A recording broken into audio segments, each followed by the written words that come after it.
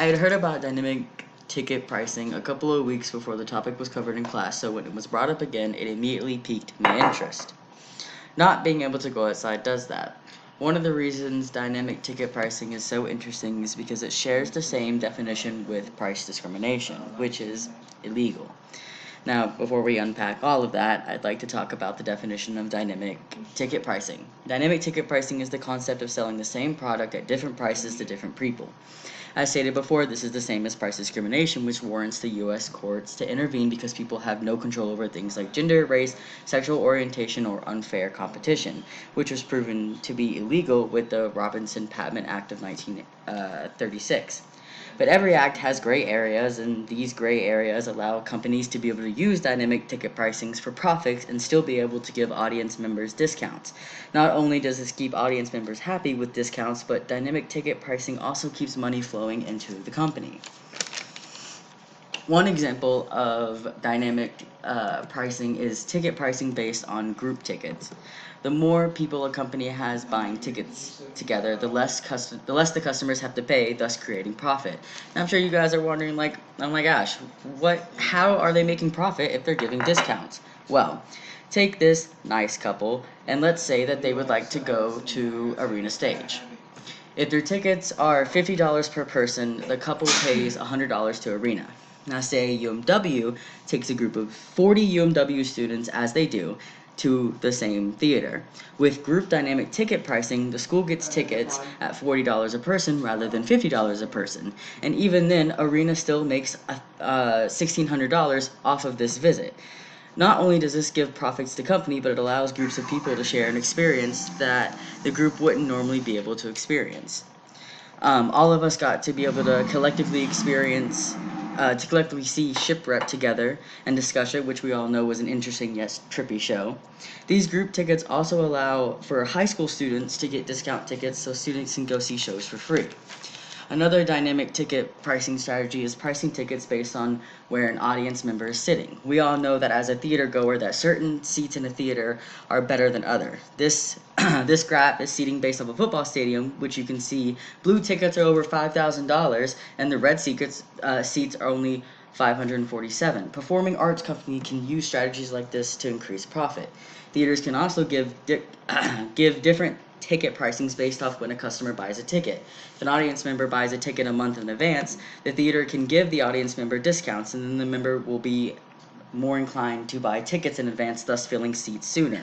This also gives audience members who don't normally get tickets earlier the incentive because seats are being filled faster. Including celebrities in theater productions increase sales by itself, but if a company applies dynamic ticket pricing to its ticket sales, then companies can further increase their profits. More people will come see a show with Hugh Jackman as a lead than rather without a famous lead, regardless of the production. So increasing ticket prices on nights that the famous person is there is a useful strategy.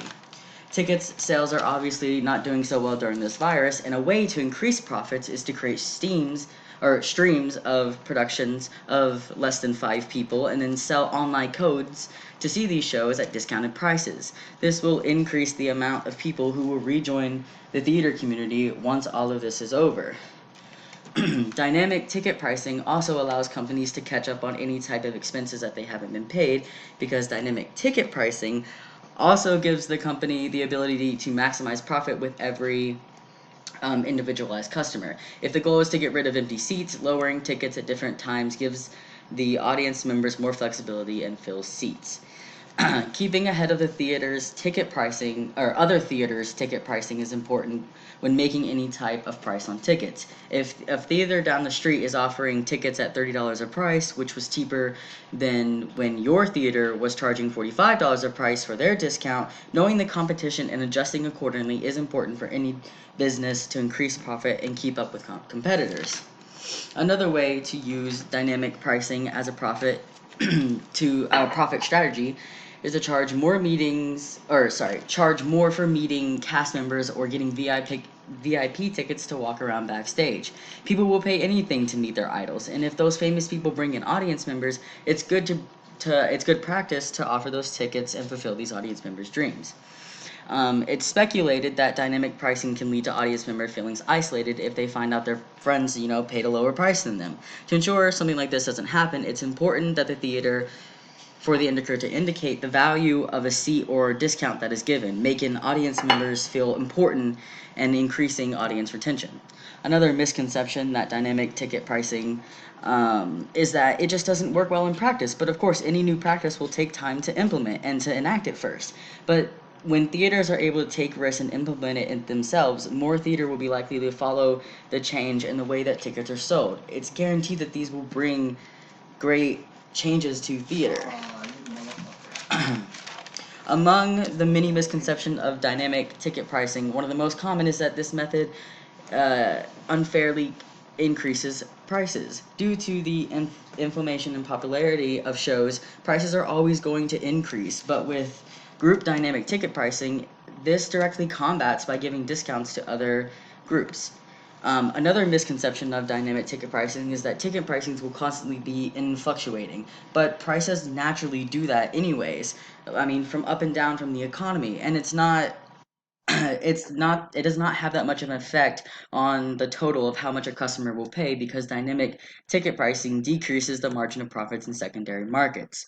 Many customers are worried that if dynamic ticket pricing they're worried that it will influence Broadway highlights of like artistic energies and like beauty. And I can definitely see why this would be a worry, but profits will still need to be invested into some sort of increased wages uh, by giving the actors more publicity. And it's not like their top notch theaters are just going to throw away their cast and crew through the wind like that. Dynamic ticket pricing is designed to increase profitability and financial sustainability in theater by empowering the industry employees and attempting to reach a wider audience. Dynamic pricing will increase the accessibility for audience members that aren't able to afford full price tickets. Ticket giveaways allow and are always welcome new audience members, and Broadway uses this to their advantage. With the increased profit, dynamic ticket pricing will allow for fresh new talent to enter the industry and for artists to create new works for them. Dynamic ticket pricing has a positive influence on the theater business and should be implemented.